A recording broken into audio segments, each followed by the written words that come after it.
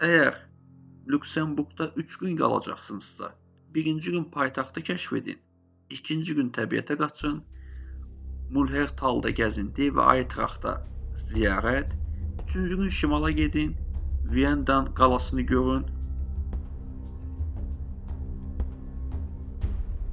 Praktik məlumatlar. Pul vahidi Lüksemburqun avrodur, qalacaq yer paytaxtda baha ola bilər, mərkəzdən biraz kənarda axtarış edin.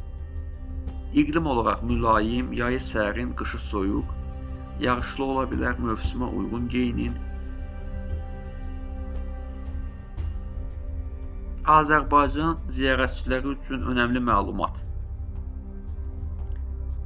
Diqqət! Azərbaycan vətəndaşları Lüksemburq Şengen zonasındadır, buna görə də Şengen vizası tələb olunur.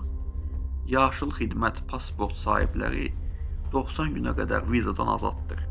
Viza müraciətinizi ilk daxil olacağınız və ya ən çox qalacağınız ölkədən etməlisiniz. Əgər bilmirsinizsə, Lüksemburqda çox az bilinən maraqlı məlumatları sizə indi verəcəyəm. Hersoqun əsl iqamətgahı Berg sarayıdır. Şəhərdəki saray yalnız mərasimlər üçündür. Aynternachda rəqs edən kütlə UNESCO-nun mədəni irs siyahısındadır. Ölkədə cəmi bir universitet var, Lüksemburq Universiteti. Əfsanəyə görə Bok qayasında Melusina adlı bir pəri yaşayır. Əfsanəyə görə insanlar belə inanırlar.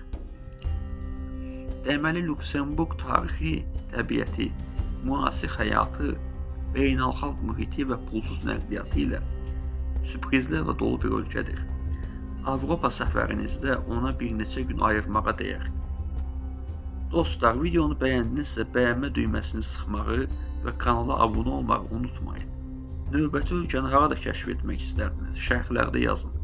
Yasin Oğuzov kanalında təkrardan görüşənədək sağlıqla qalın.